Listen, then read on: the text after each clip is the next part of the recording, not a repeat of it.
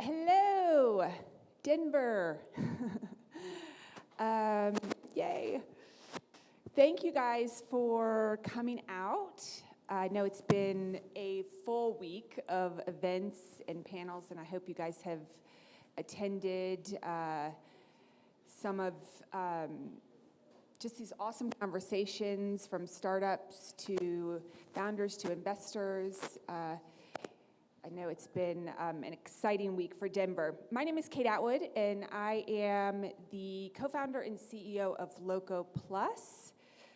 Loco Plus is the first streaming platform for local filmmakers, content creators, and music artists.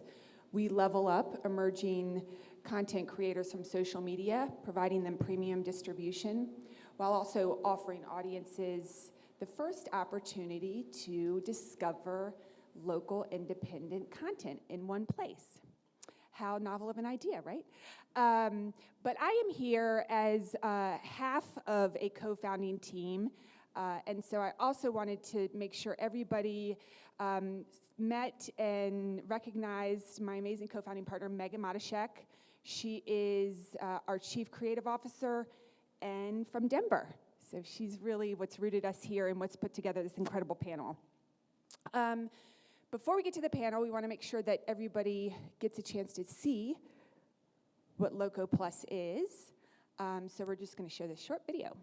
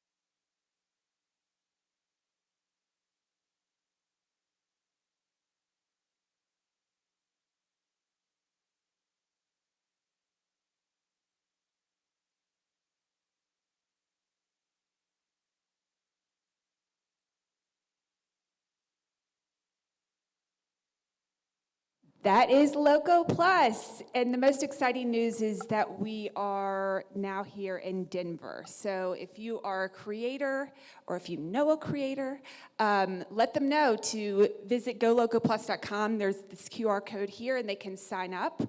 And we're super excited to be launching here in Denver during Denver Startup Week.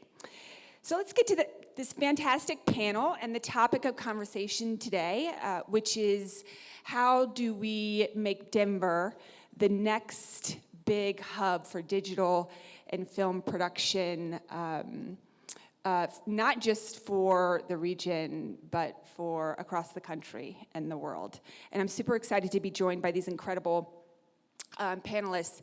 I think whether you're a creator or a consumer, you've felt this huge shift happen in the film and TV industry. That kind of everything going to streaming, I think put everything in flux. But what really the opportunity lies is that talent has migrated out of the main hubs of which the film and TV was historically always rooted. And Denver is a big winner of that talent migration. You also have the ability and the access to technology that makes film and digital content production easier. In fact, content creation is one of the fastest growing small business verticals around the globe. But unfortunately, what's not happening is we're not forming ecosystems that coalesce these creators, producers, directors, infrastructure, to allow this small business sector to really flourish. And Denver has the people and has the interest and the investment to make that happen. And so we're going to have a conversation about how Denver achieves that. We like to call it the Betterverse. Next to me, I'll introduce Nisha Nice first. Nisha is not only an award-winning independent artist and creator. You probably saw her beautiful face in the video. She is also the head of creator equity for Loco Plus. So she is the power behind our brand, and she's the voice of our creators to ensure that we are putting creators first in our movement around Loco Plus. So thank you for being here, Nisha. And we are going to have to share the microphones, but we'll get to that. Next to Nisha, we have Jesse Montano. Yes, I got it right. Jesse is the lead beat writer for the Colorado Avalanche, the Avs. He grew up in Denver and has had a hockey stick in his hand since he could walk. You guys had a big year last year, right? So. Yeah, no, it was a fun year to be around the team this last year. Yes. So thank you for joining us. Next to Jesse, we have Blake Rubenstein. He is a director, producer, and the principal of Gorilla Capturing, which is a boutique agency focusing on high-end video production. Blake has also made a name for himself around the region for his drone videographer skills.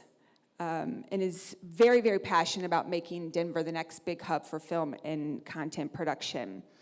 And next to him, we have Jamie Roop. I love these last names. Jamie is a managing director for JLL and is primarily responsible for leasing office buildings located in the Central Business District. In addition to representing institutional quality assets, he focuses on ground-up developments, keyword there, i.e. studios, and significant building reposition assignments. Thank you for joining us, Jamie.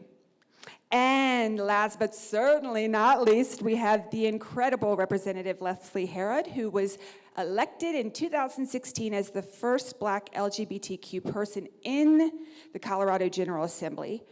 Since then, she has passed over 150 bills. That deserves a round of applause. Addressing criminal justice reform, mental health, addiction, youth homelessness, business, and the arts, and civil rights protections. I think most importantly, Representative Herod just announced her candidacy to be the next mayor of Denver. So welcome, Leslie. Thank you for showing up. So let's get to the questions. I'm just going to first ask everybody the same question. Since we have every stakeholder represented on stage now, I don't see that there's any way we cannot make this happen for Denver. Nisha, I'll start with you. As an artist, I would love for you to speak about what it means and how important it is to have a local ecosystem. I mean, you've traveled the world. You've done tours. You've done concerts. What does it mean to really have a rooted local ecosystem behind you as an artist? First of all, make some noise for yourself for being here. Come on, y'all hesitated. Y'all hesitated. The energy in Denver, this is my second time being here, and it's such a beautiful place. I feel the community here. I feel the essence of the creator not being lost in the genuity of the art. So I just want to applaud you guys on that. I feel it's a melting pot for all ethnicities to come together, and I feel like it's forward thinking, and I think that's beautiful. People are asleep on Denver, and you got to wake up. Well, I feel like, Kate, even just going to the stats, and I have to pull out the stats, okay? being an independent artist is hard, okay? I pour a lot into myself, and a lot of times I may not get that return out of it, but it's okay because that's not why I do it. I do it for the masses. Other people do it for different reasons, but Loco Plus has made it. We are continuing to build out an infrastructure for the creator to sustain based on your community. So I want to get into these stats that I have here, okay? Right on Spotify, just to make $1, you need 229 streams. Okay, $1, ladies and gentlemen. Some people may not even have a concentrated fan base on Spotify to equate to 229 streams. So I want you to understand the infrastructure, the model that the game has, that the music industry has adapted now, that they've took away physical copies. So it is up to people in our backyard. It is up to you, if you have your neighbor that's talented, for you to support them in the way that they need to be supported. We can have the discoverability come right out of our backyard if we stand behind our creatives. I see the energy here. I'm standing behind it, and I know Denver can be a flagship, bottom line. Thank you, Nisha. Here's what we'll do is, and you and I can share. We can go back and forth. So, yes, Jesse, I think when we think of sports, and we think of local culture, those two things can go hand in hand. The biggest news out of the industry is that you now have Amazon with the license for Thursday night football, and who just took Sunday night football. I know Apple TV got involved in a bunch of stuff with MLB and NFL. So yeah, but it's all going to streaming platforms. All going to streaming. And what I would love to hear from you is how important having a local streaming platform is to ensure that the regional and the local sports culture doesn't get lost. So, like you said, I'm the lead beat writer for covering the Colorado Avalanche for DNVR Sports. And literally, part of the reason you and I hit it off so well when we first started talking is what we're talking about here today is why DNVR kind of came about. We always kind of looked at ourselves as what you were just saying, Nisha. This is a great city with very passionate people and very creative people that do a lot of great things. But for so long, Denver was, and still is, treated as a bit of a flyover city, right? Where people think of LA, New York as the big cities, but there's a lot of, especially particularly pertaining to sports, we have 4 major sports teams here. We have lacrosse teams, we have minor league teams. There's all kinds of stuff here. And we sat back and said, the local coverage is so important. I remember as a kid growing up, being a hockey fan, just wanting more hockey content, and you just couldn't find it because it was the big ESPN or whatever you got on Sports Center, and that was it. That was the coverage you got, and if you were a hockey fan, that was all you got. And so we really did look at this as we have great people in this city. We have very passionate people in this city, and it's so important to speak to them because there's this giant market that nobody is tapping into. And so at DNVR, we try to embrace exactly what you said. How can we cross that culture with the coverage and invite people in and say, hey, if you're a fan, you're welcome to come here and be a fan and be excited, and we're going to give you everything that you want. And it's been amazing to watch it grow over the last 8 years to where it is now, where we are, recognized by national outlets. And when we walk into, dressing rooms for the Denver Broncos or Colorado Avalanche, we carry that weight and that respect because people can see what we're doing in the community. And it's all about the community. There's a lot of people out there who just cover sports, do music, and you put it out there and it's whatever. We really have tried to embrace that, being part of the community, being part of the fabric of what Colorado sports are. And the results have kind of spoken for themselves. We're into Phoenix and Chicago now, and people are saying, yeah, we love sports and we love to hear what everyone has to say, but there are local sports teams and we love them and we want to be able to be part of that community. And it's amazing how many creators you find when you start digging through that localized community. Myself personally, that's I grew up here in Denver and I was someone who always had a passion for this, but nowhere really to do it. And now we're doing it at DNVR, and I got to travel all over the country last year, and it's just amazing when you look just for an extra second. There's a lot of amazing people out there, especially here in Denver. That's awesome. Blake. So being somebody who's new to Denver through Loco Plus, I've spent probably the most time with Blake and his vision. And I just want to give you credit because I think you've really been somebody who's rooted in this vision and orchestrated the people, getting the people together. Why has that been so important for you to see Denver become a leading hub for film and digital production? I think it's because we're able to do so much here in Denver. We have big brands that come to us, big globally recognized people that come here to do their productions. They want to use our backdrops. They want to use the talent we do have here. Unfortunately, it's a little bit siloed, and production people don't necessarily have a place to come together and do all of the highest end stuff together like we should. So I want to help facilitate bringing more infrastructure here.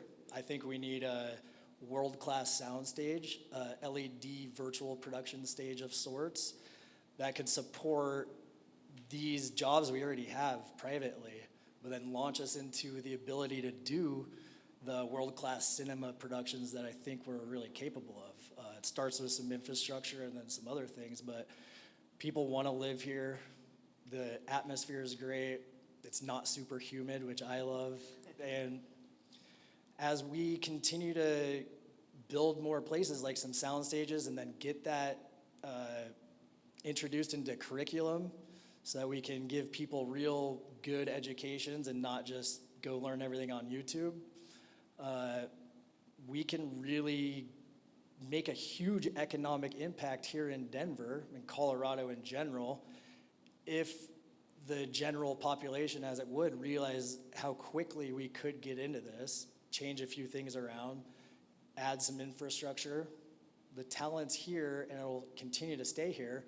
And then hopefully we won't have everybody thinking that they must move to LA or Georgia or New Mexico in order to go make it in the film industry. We can do it all here with movements like from what Leslie's already trying to do. We all come together as a community and have a place where everyone can get together. It's also, I'd see it as a tourism thing as well. It would bring a very large-scale economic impact that I don't think most people realize. So I want to get that out there and continue to talk about that and build out this production stage that we're already planning, because I think we can already support it with the private jobs we have. And so the other stuff we can get into based on that, like building the Betterverse, building our backdrops for movies, video games, the amount of stuff that can bring in is, I don't think, fully realized yet. Yeah, I think people are still kind of held by this myth that Hollywood isn't penetrable, that that's where the industry is and there's no really way to break out of it. And I actually come from Atlanta and was part of the economic development team that helped build up the talent in the film industry in Georgia. And, you know, I think what Georgia did was prove that it was penetrable, that there could be other markets that compete. Now Georgia went all in on Hollywood productions. So they went for the big tentpole moments, and that was kind of their strategy.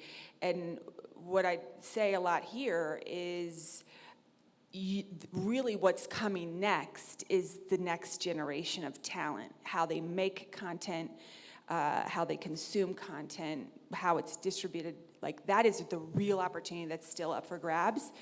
And I'll just say, when I was in my role, Denver was always the leading metro region for talent migration, especially from the West Coast. So the talent is here. I think it has just been siloed. And I think I'll move to Jamie, because I think we live in this digital world and this construct of does place really matter? You know, what is the physical infrastructure's role? How does it, you know, what's the return on the investment on having such a place in a campus? And we know that even in the metaverse, you're going to have a physical location to make that content. So, from your lens, Jesse, I'd love to know what is the opportunity from a real estate perspective, and how accessible and achievable is that for Denver? So you've mentioned it a couple of times, the word talent, is sort of the centerpiece of what we focus on in commercial real estate. We are looking for folks who want to occupy office buildings, and the COVID pandemic has disrupted that, and talent has been really decentralized. What used to be like 5 days a week, you come downtown and you work in an office building, it doesn't happen at all. And in fact, the sort of in-migration to Colorado has been measurable, and a lot of folks who have large workforces that can work from wherever found that work from home or remote working, a lot of folks chose to be here. And they're here because of the things Blake mentioned. We don't have a lot of humidity. Lifestyle rich is Colorado. Today is like a postcard day as the season is changing. And that sort of migration of talent is going to just keep coming. People will come here, and how we tap into that talent is sort of the centerpiece of this conversation. Companies like VF Corp, which own the North Face and Vans and other apparel industry brands, like they chose to be in Colorado in a really meaningful way. And there's in essence a critical mass already in that space, whether it be Vail Resorts, Alterra, or the VF brands that I was describing. Those folks are all sort of here and have created this critical mass. Particular neighborhoods that benefit from that is like Rhino, for example. It's an art district first. River North Art District is what makes that a special place. And the critical mass of artists that are there, or be it Santa Fe Art District, where Guerrilla Capturing is headquartered, I think sort of finding a place and a physical environment where the folks that sort of surround this output can all come together is like a really tangible and a critical step. It's complicated, and there's a lot of things that go into that, but a place like this, the Champa Commons, like this is a tremendous public-private partnership that creates a place for people to come and be. There's a lot of features to what Blake and this sort of collective are describing about how to create a place for creators, but the physical environment is here already. There's a lot of really unique opportunities, and I think once you kind of create that space, 1 + 1 becomes 3. Awesome. Thank you for that. Representative Harrod, I would love to know, you're currently in office as a state representative. You've got your eye on City Hall, which we love. I would love for you to just share, first of all, kind of what's already in place for creatives in Denver, to know kind of, how we meet the moment. And then from your lens, why leaning into investing and building this industry and this ecosystem here is smart for Denver. Yeah. Well, thanks for having me. And I'll start by talking a little bit about why I do work in the arts community. I'm not an artist. I don't even call myself particularly creative, although I do appreciate when I'm around artists and creatives, because then it helps me to make better policy and think outside the box. And so I was elected in 2016 and quickly got to work just thinking about which communities were not being supported across the state of Colorado and what we can do to lift them up. And the creative sector is one where Denver has a lot of opportunities. A lot of state and local funding go into our cultural institutions and arts and artists, but there's still a gap, right? And when COVID hit, we saw that gap really come to the surface. We had a lot of creatives, a lot of folks in the creative sector who were not getting funding, who were not able to tap into recovery and response dollars for themselves and their families because they're paid differently, right? The whole ecosystem is completely different than someone who, works a 9 to 5 or whatnot, and that was a problem. And so I started getting to work and saying, we need to be the first state in the nation that creates individual artist cash funds, basically. For anyone who's struggling through the pandemic, who has lost funding because of the pandemic, we gave every artist $4,000. And that was actually distributed through Redline, so through an artist institution. And we were able not only to tap into that fund and cash it out once, but we cashed it out twice. And we invested over $800 million into institutions and individual artists. So what I think Colorado and Denver does well is it looks at how we can invest in you all as people, right? Creatives as people, because that's not what typically happens. It's about a sector. But then as you step back, you see that this industry was built in Colorado and Denver specifically on the blood, sweat, and tears of creatives and don't necessarily get the same return that we're getting from our economy. So a lot of people think about Denver or Colorado and they think about the ski industry. Well, the creative sector dwarfs the ski industry when it comes to the economic revenue that's brought to the state from it. Dwarfs it, right? And so why aren't we putting more focus on the cultural institutions and individuals? And so one thing that I really focused on recently was bringing in the film incentive to Colorado. We have a film incentive. It's $750,000 budget for the entire film office. And as you know, that's nothing. So I'm sitting home during the pandemic watching all these shows, and sorry to offend you, but I hate that damn Georgia peach. Because that damn peach was on everything. Even productions that claim to be in Colorado. Even places that claim to be in our Red Rocks or in our downtown. At the end of the day, Georgia was getting that revenue, and it was mostly being filmed in Georgia. And quite frankly, you could tell that they never stepped foot in Colorado because the mountains were wrong, right? we Coloradans know that, right? Or the cash register building wasn't there. And like these iconic things that make Denver, Denver were not actually in the shots. So we knew they didn't film here, right? And that peach, quite frankly, is everywhere. So I told you about the Colorado film incentive, $750,000. Do you know how much the incentive is in Georgia? It's unlimited. Unlimited. Yes. Peach itself is worth 10% of a tax incentive, just by putting the peach at the end of the film.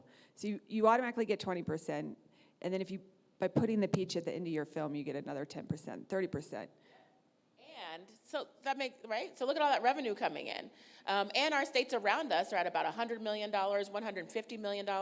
We're at $750,000, and that includes staff salaries. That's nothing, right? And so when we think about how we're going to invest in creating those sound stages, right, and building out an industry and supporting the folks who work in the industry, not just all the creatives, but the crews, the construction, all of that, we're really missing out, right? So productions literally are going to Utah, Wyoming, and New Mexico, and again, claiming to be filming in Denver, claiming to be filming in Colorado, but all of that revenue is going to those folks in those states. So we need to change that. So recently I invested, I'm also the chair of the Appropriations Committee, I invested $7 million in the film incentive, and that was more than Colorado had ever seen. And within moments, my phone started ringing. I got calls from George Nolfi with A Quiet Place, Yellowstone, saying, how can we move to Denver? Because our people have wanted to come to Denver this entire time. Nobody wants to film in Wyoming, I'm sorry. Like, no, they don't want to live there, okay? You do. They want to live in Denver, you know? They want to live in Colorado. But we didn't have the film incentive to make it make sense. And so then there became this whole bidding war and this fight over funding for Colorado. And what I learned is we could quickly spend $100 million in film incentives and bring those productions here and start building out an ecosystem that supports the industry, but we haven't done that yet. And so, you know, my ask is that we all talk to our elected officials and say the film incentive is important bipartisanly, right? Because a lot of these films are in rural Colorado, right? We want to bring some stages into the metro area, into Denver. And so it helps lift up this industry that's already here. And the number of people and families that have left Denver and Colorado simply because they can't find work, right? It's too much. It's too much. We want to keep folks here. And so I think the partnership with folks who are right here is really important in putting Denver and Colorado on the map as a place that supports cultural, supports artists, but also supports the industry. That's a key. We also have a huge, already we have a huge company that is doing a lot of work right here in Colorado called Deck 9, right? They already hire thousands of employees to create digitally, right, content. And so we have an opportunity here, and we don't necessarily need to rely only on incentives, but that's one piece of it. And if we can do some things like Philadelphia and others have done, where we have a city soundstage, right, that we that we can actually ensure is not only rented out to big companies, but also provide space for creatives, I think we'll be moving the needle a ton. So I look forward to doing that work. Awesome, Leslie. I mean, I think the strides that you've already taken really, really should be commended because I will say, even in Georgia, the film office was, had incentives for a long time before, and I will put this pressure on the private sector here a little bit.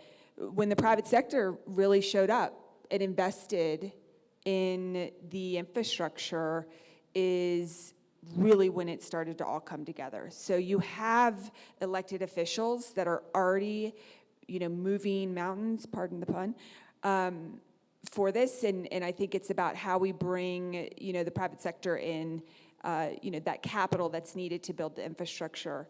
Solid film ecosystems industries in states can have anywhere from I think at a low point, a 1.25 economic multiplier all the way up to 4. So it is about not just the film itself, but the work that happens around the film, the upscaling of talent to crews. It's done incredible jobs for workforce development. So I think being able to paint that whole picture. Already up in Colorado, right? So commercial is already way up, which shows that when the industry invests, right, they want to come here. It's really about going into those films, documentaries, and making sure that we're supporting creatives, where I think there's huge opportunity. Awesome. I kind of want to just open it up at this point. I know we have the mics, but Blake, I don't know if you want to speak to what Leslie said. I think you have a lens on some of the chess pieces that are moving around. What do you see as kind of most vital kind of in next steps as we envision this new Denver? I think talks like this right now with these certain people in the room is a very key first step. And I think we need to basically schedule and plan for meetings of the mind to get together on this sort of thing again. We have a pretty elaborate plan already on what this can look like, but the more I sit with people who know more about their specific specialty, the more I can wrap my brain around what it really can be. And every day that I have these talks, it turns into something bigger than I thought.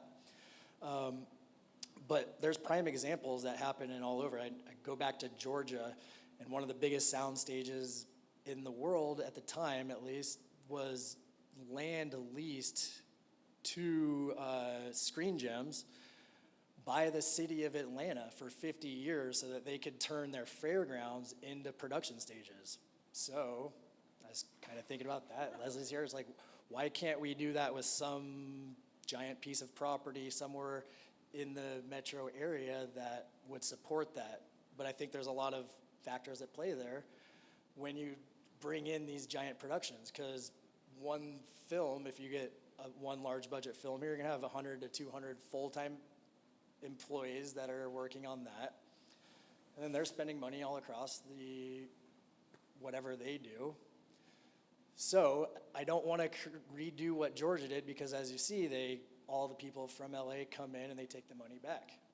If we can grow and maintain and retain all of our talent here, have the infrastructure to do it, I think people really want to live here, and it can be our citizens who benefit. It can be our economy that benefits from this. 750 grand that we have to work with. Georgia, I think last year probably spent north of $500 million, the taxpayers, but there's a $10 billion economic impact. That's a 20 multiplier. Once we get all this stuff going, that's billions and billions and billions of dollars that will, I think also the people of Colorado just be proud to do this kind of stuff. The people that I talk to, the regular citizens, are all about this. So how do we shake things up, get it on the ballot, have the citizens of Colorado pay a little bit in tax money so that we can grow this here and everybody can benefit? Yeah, so I want to respond to that a little bit. I love the idea of bringing a big stage to Denver specifically because we need it, right? But what people don't realize is how the government sector interplays with that. Denver and Denver Public School System owns the most vacant lots in our city right now. They're just sitting there, right? It's insane, I know, right? So what are we doing with the land that we have, right? And how are we actually really ensuring that folks can live here, but also work here, right? And we have the opportunities. And I know we talked a little bit about this, but one of my favorite things to talk about is the fact that Denver actually owns a ton of land outside of Denver as well. For those of you all who love and know Denver and Colorado, you probably know Red Rocks. That's owned by the city and county of Denver, okay? It's Denver's Red Rocks. We're not creative. And Winter Park, it's owned by Denver. That's Denver's Winter Park. I know, still not creative. So we also have Colorado mountain parks, Denver mountain parks, that are owned by the city that we don't utilize. And most people don't know are owned by the city and county of Denver because Denverites love to hike, right? Denverites like to be outside. So we bought some land. So why don't we innovate, right? Why don't we innovate? Why don't we explore? Why don't we provide opportunities to the sector to lease some of that land and build what we need, and we know it will bring in jobs, you know? And so there's so many opportunities here to get that done. And I think when we talk about the economic multiplier, you know, I talked about $7 million in the films that are coming here. These are hundreds of millions of dollar films on spend alone, right? And they're going to spend in our hotels. They're going to buy food. They are going to pay taxes here in Denver. And we're not capturing any of that. And that's a huge, huge, huge problem. So, you know, I would say, I don't even think we need a ballot measure right now to invest in. I think we need a mayor to invest in who cares about these things. And when you have that, I think the Economic Development Office can make things happen, right? And so it really is that incentive where you're not actually saying, going to the taxpayer and saying, I want 25 more cents that will just go to film, or $100, you know, sales tax that'll go to film. Instead, I want my city to invest in this. And I want the leadership in the city to support this sector as much as we support Denver and Colorado. And so that's what I really look to do, because we have to look to innovate. And we're not going to be Georgia. And quite frankly, I don't want to be Georgia, you know? But I do want the films that celebrate the beauty and the culture of Denver and Colorado to actually be filmed here, and for us to get that support. So, thanks. Is it on? Yes. Queen. First of all, make some noise, y'all. Amazing. I'm ready to be a citizen right here in Denver so I can cast my ballot. Queen, you know, these conversations are so important because even though the hype is around Atlanta, I don't know a representative that I can sit shoulder to shoulder with that can tell me how much they've invested right into the independent creator economy and the infrastructure there. Like you guys are saying, a lot of this money is going right back to Hollywood. So that continues to hurt us as independent creatives. We're not seeing that. They haven't built out any funds for us to really tap into. So I just want to commend you for doing that. And I see Denver constantly, the awareness, it starts right here with conversations like this, the access, the education, so you guys can really thrive. It's happening right here in this room. I'm so grateful to be a part of the conversation as an independent artist. This means everything. Thank you so much. It starts right here. The progression is right here. This conversation proves it. And creatives, Loco Plus is the mission. This is why we're here in the first place. Look at the diversity of this panel. This is what you get on GoLocoPlus.com. So go ahead and join as a creator so you can continue to plant the seeds into the bigger vision. I love it. Thank you so much, guys. And I'll go through the line one more time for some closing remarks, but I do want to just say, with my Loco Plus, kind of founding CEO hat on, is if you want to take your story back as a city, amplify your creators who are already telling your story. That was the origin of Loco Plus. I think we live in a day, in an age of film and media where we kind of got told this myth that local content didn't matter. And it's always been more than just news and weather, but even more with the next generation, it's so important that we have a relationship with local creators and consuming the stories that they are making and creating, to support them and to make sure that they do have the resources, because they are the vibe of the city, the intangibles that is the reason people choose to live where they live or to visit where they live. So we're excited to help play that role. Sometimes we talk about Loco Plus being the bat signal, right? That the industry is here, that the talent is here, and that the infrastructure is here. So I know we have a limited amount of time, but I want to make sure everybody is able to get in one last sound bite. Audience, we had this recorded. We're going to share this, outside of the room. What would you like this, somebody who's watching this, somebody who's here in the audience to take away as a way that they can participate, they can help, they can support? Nisha, I'll start with you. You can start with yourself. Start supporting the creator within you. We are reflections of one another. Okay, we can't even spell community without unity. We have to unify.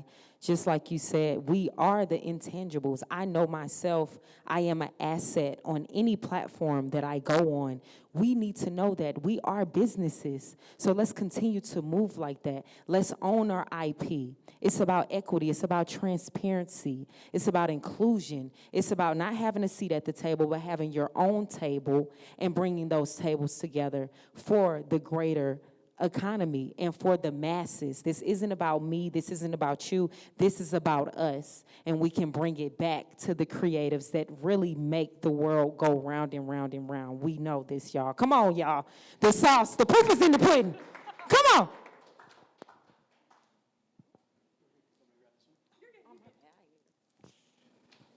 No, so I've been trying to sit here and keep all these mental notes because there's been so many amazing things set up here that I just want to make sure that I touch on. But it's, like Blake said, it's so fun to have these conversations because when you are an individual creator, it can sometimes feel like you are out on an island and man, it feels like I'm the only one doing this. Am I the only one going through these struggles, thinking that we can be better, we can build this more. And so it's so awesome to sit down and have this conversation with people and be in a room of people who are interested in this and say, yes, that is a problem. Or that's something we need to be better at. There's a couple things that I wanted to make sure that I touch on before we get out of here.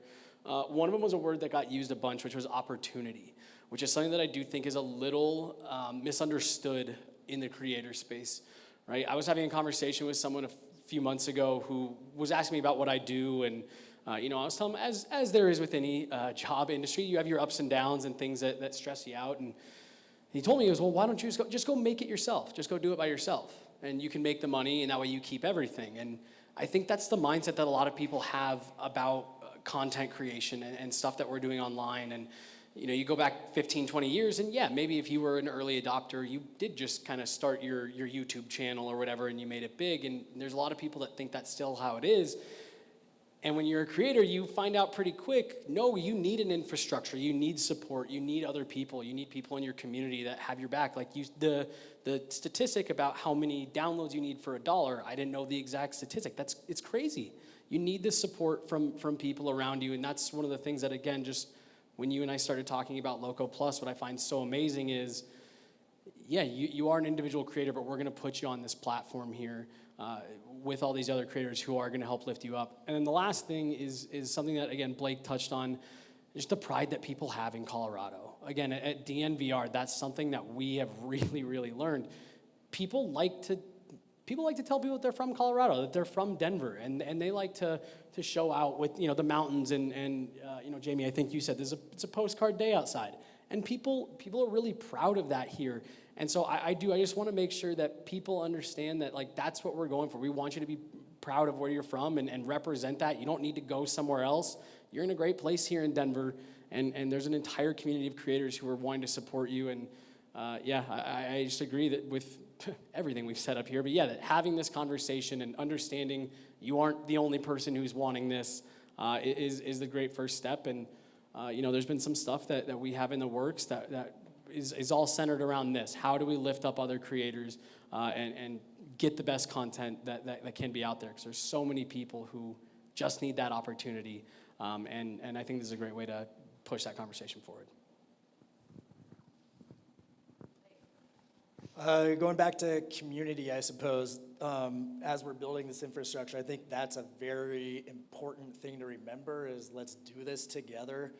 I think I had mentioned briefly, I feel like the creatives sometimes feel siloed, or like other production companies I might think subconsciously as competitors at times, but really every time we collaborate with other production companies to do other companies' branding or commercials or documentaries, whatever it may be, they always turn out better. And whenever we're in the room with other creatives, it always turns out better. I want to have a hub like this because it will support a lot of sectors of our economy that can't really be, I guess, described right now. A lot of sectors, commercial real estate, the government, obviously film, automotive, there's a lot of different ways that we can have a community place together to go create this stuff at a world-class level. I don't want every individual thinking they're on this creative mission alone, which there's been times where I felt that way, and it took 15 years of being a starving artist before I even realized that I could have a company that has employees and can sustain growth. Like, I was a one-man band making people videos for a very long time and didn't even believe it was possible, but it's what I wanted to do. Now that, as Jamie said, 1 + 1 = 3, and that snowballs for a long time, great.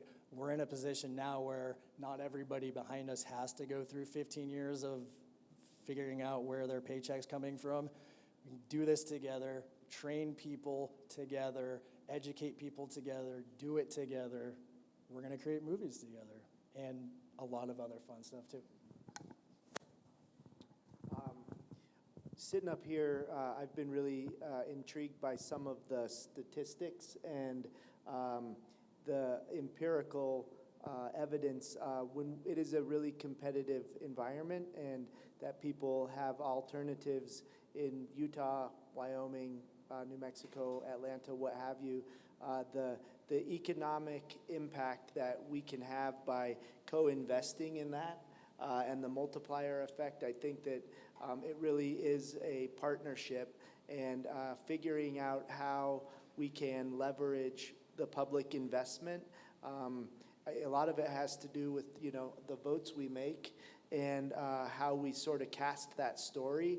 But I think that the economic impact is tremendous, and the resources that it creates when we, and a lot of times when companies are looking to move to Denver, they'll be looking at it as a multi-city search, and we compete with Atlanta or Dallas or other places that offer more economic incentives, and it's really short-sighted in my mind that we don't offer the same things, because the return on that is tremendous. And if we can create a sense of, if we can all together sort of understand what the benefits of that are, because it's from the individual creators to the general economic health of Denver. Like, I'm fascinated. So thanks for letting me participate. Thank you. I'm fascinated too. And I would just say a couple of things. So when we talk about incentives, we're not talking about, unfair handouts to big corporations, but we are talking about prioritizing the sector. If you think United Airlines is not hubbed out of Denver with an incentive, you're wrong, right? They came here because of the package we offered. It's not because it's easy and fun to fly over the mountains, right? Like that brings business, and that's what we really need to do. And I personally believe that creatives and artists should get paid for their work, fundamentally, right? Thank you. And when we talk about building the sector, we're talking about bringing jobs in and paying people for their work alongside of what you do, right? I mean, it's so important that we are leaning on people, creatives, influencers, to tell the Colorado and Denver story. And we're not paying them to do so. That's wrong, right? When we know it brings in tourist dollars, when we know it brings in revenue, we know it fills up our hotels, right? Because someone in this room told someone to come to Denver. Denver is prospering because of it. So now it's time for the people who do that work to prosper as well. And that's what we'll be focusing on. And so for me, I think the next thing you can do is check out my website at leslieformayor.com and check out some of the work that we're doing. But if you're a creative in the room, we are also going to be rolling out creative spotlights so that we can actually use my platform to enhance the work that you're doing and show folks that we have such an amazing creative sector in Denver and in Colorado, and really lifting up individuals who are doing the hard work. And so I thank you. I hope you do look into whether or not you're here and you live in Denver or you live outside of Denver, please make sure you participate in democracy, because the votes that you cast directly influence the work that happens at the state and local level, and people don't really realize the impact that we can have on people's everyday lives. So I ask you to invest one thing, and that's your vote, behind someone that you believe in. So thanks so much for having me, and thank you for this panel. Thank you. What an awesome panel. That was so fantastic. .com, LESLIE for mayor.com. I know we're a little bit tight on time, but I wanted to make sure you guys have been such an awesome audience. Thank you so much for showing up. Are there any questions? Yes. Pleasantly surprised, excellent discussion, really enjoyed it. I have so many things I could talk about. I'm gonna try to narrow it down.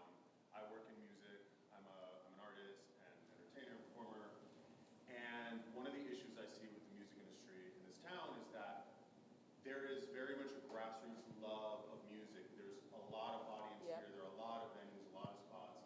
And as an artist, we also have Denver's Red Rocks, like one of the most storied venues in the nation. Yeah. And yet the path from working artists to higher tier positions in the music industry is not a straight line and all encompassing in Denver. And one of the saddest things I see, speaking of community and like really anchoring an industry, is that when artists, save for a few, when artists reach a certain tier, they're naturally drawn to LA, Nashville, New York, and we, then you feel like you're like the minor leagues for the major markets, and yet they're getting like recruited all the time. How do we keep that and like fill in that gap, like from a government perspective, but also from the efforts of like I'm sorry for the Local yes, Loco Plus perspective to fill in that gap and like keep it here. So because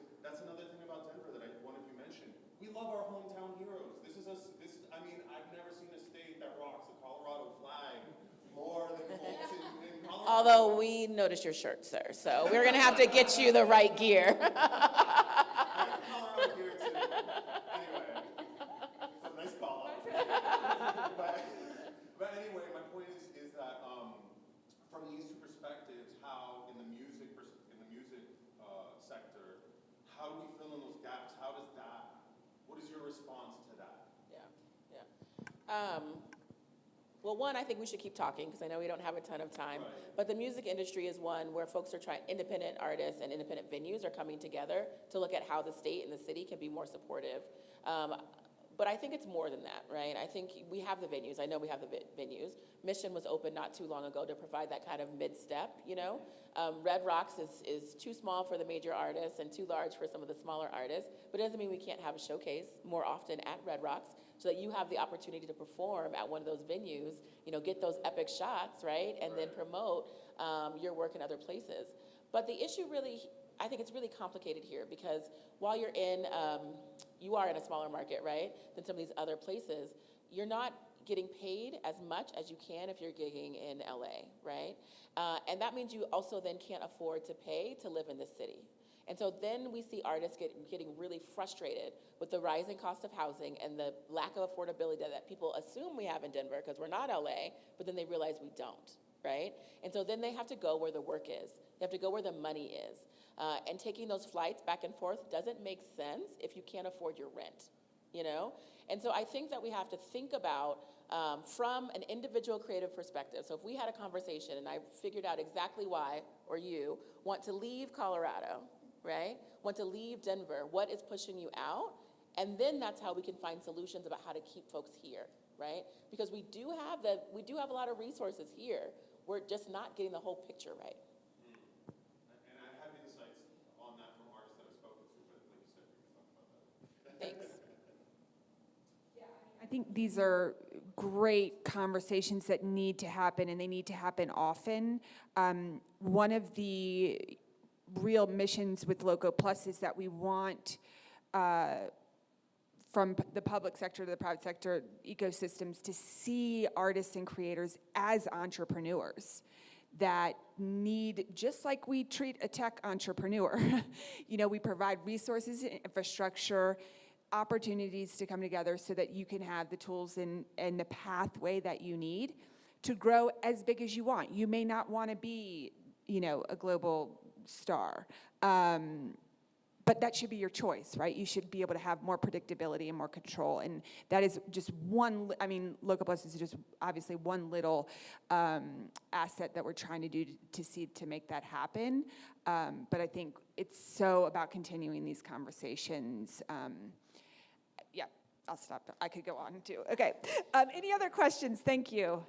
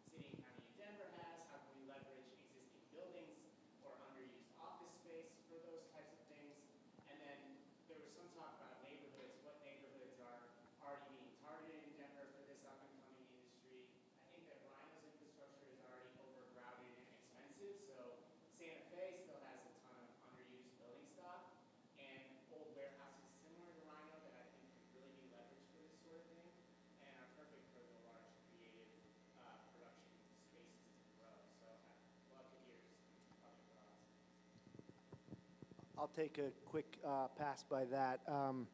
We just recently leased a building that was formerly the Great Divide Brewing Facility on Brighton Boulevard and 35th. And your comment about Rhino and it's overpriced and it's crowded, in real estate, artists are sort of a barometer for the next neighborhood. And one of the key features in Rhino is how do we not push those folks out, and how do we create space so that the people who made the neighborhood great can stay? That's a really complicated issue also, but in the Great Divide building, it's like a 35,000 square foot modern warehouse with huge ceiling heights and tons of infrastructure, and it was purpose built for a brewery. The group that leased it is sort of like an interactive pop-up event venue host company. So think about those Van Gogh interactive immersive experiences. They did one recently at the Sports Castle, which was the old Gart Brothers on 9th and Broadway. And so that's an anecdotal example of a company who's I see a building that's got a storied history and an exciting future, but what do we do with it in the meantime? They're called Non Plus Ultra, NPU. They're based out of California, but they're making a big push in Denver, and they basically master lease the Great Divide Brewing Facility and then allow it to be hosted events for other folks. I can't actually speak to the economics and how that works, but there is a ton of real estate owned by the city, a ton of vacant inventory owned by the private sector that should be activated, and you will find there are people that are philosophically aligned with that and will offer space at below market rents so that they can allow for those people that wouldn't otherwise be able to afford it. But I go back to the conversation a moment ago about we need public incentives. We need money that is an Office of Economic Development, whether it be the city and county or even the governor's Office of Economic Development to invest in that space so that it's available and attainable for folks to use it. And again, it's the multiplier effect is sort of how do we frame that story so people understand that benefit. Thank So I'll just add that I'm also a trustee for the Museum of Contemporary Arts, and we do a lot to ensure we're bringing in local talent. We have the Dirty South exhibit actually now, and it's the first time that exhibit has left the South, and it's come to Denver because everyone wants to be in Denver. But one thing that we also did, because we know our artists are struggling, our local artists, is we went and bought the Holiday Theater on the north side. And we partnered with Continuum Development to actually redevelop all of the apartments that are in the Holiday Theater. And they will go out to artists. So we'll lease space for them to show their work, but also for them to live, and it'll be at below market rate. And so those units are ones that are also funded by the state as well. And we could do that in other places because artists actually would love to be there, right? Love to live there, love to participate and partake in the Holiday Theater and what's offered there, love to show there. And then you're in a walkable neighborhood, right? So people coming by your amazing storefront and wanting to see what you're up to, you know, and hopefully buy your art. We can do that in every neighborhood across Denver because we have so many of these spaces, so many of these theaters that maybe didn't make it through COVID or are still struggling that might have an opportunity to partner in with housing, right? I mean, this really makes a lot of sense, and I think, you know, something that I've been thinking about evolving is our language around artist housing, right? Because it really is artist and entrepreneur housing, you know? It's space for creatives to create and to live, and so I think we have to broaden that out a bit too. And so there are many opportunities, and the thing is that folks say, oh, we look to artists to see like what the next up and coming neighborhood is, just so we can push them out. You know, like what? It's like that has to change, and I do think that we have the ability to do that. Awesome. Blake, did you want to add something? Yeah, I think just a little more specific, like what we're looking for, not just the land and all that, but somewhere 30, 40,000 columnless soundstage with updated tech of LED panel virtual production, so you could do if we're gonna build something or renovate something, we need it to be ahead of the curve and plan of what the real, what's gonna be current down the road. So it's not just a soundstage. We have a few of those. We need the virtual LED soundstage. It needs to be big. It needs to have office space, green rooms, all the kind of stuff that needs to go into a production. We need to be able to house it here. Awesome. Two more quick questions, I think.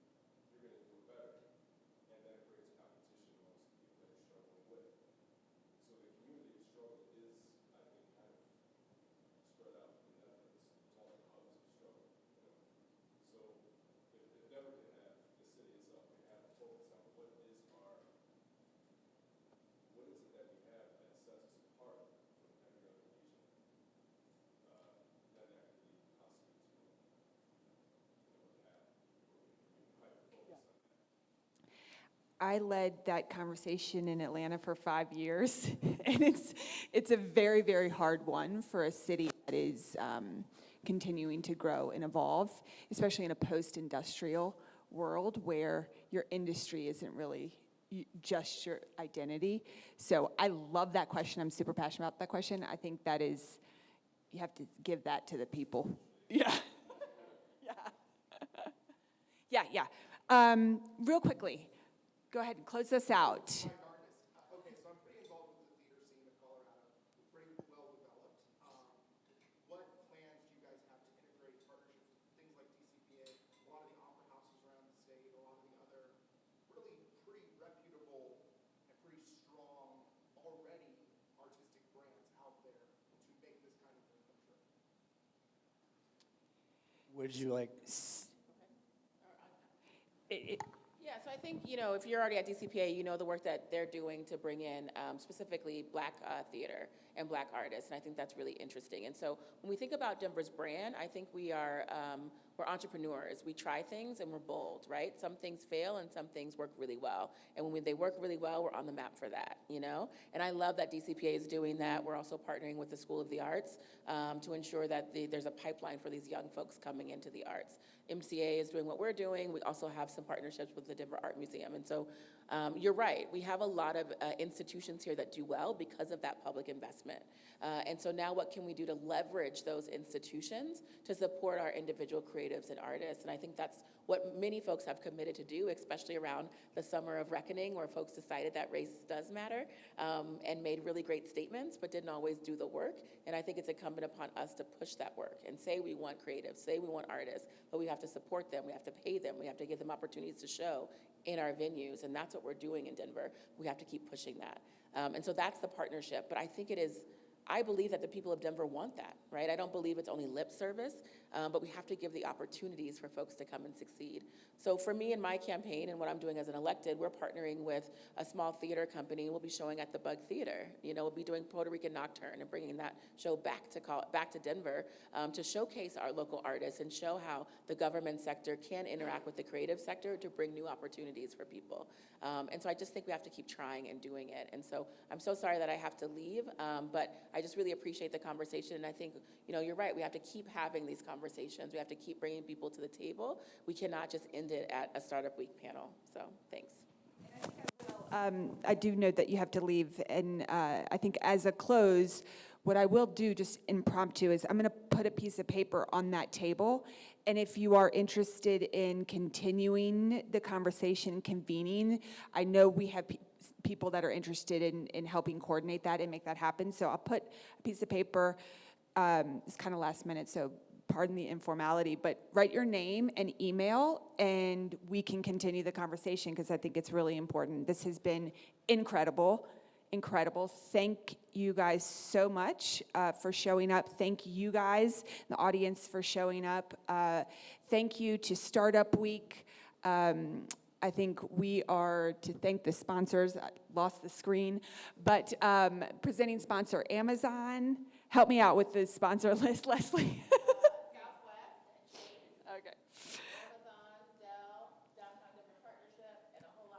Capital One.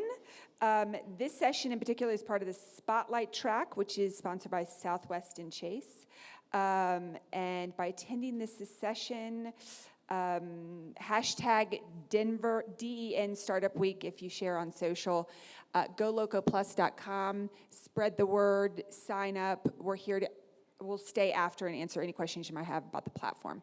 Thank you.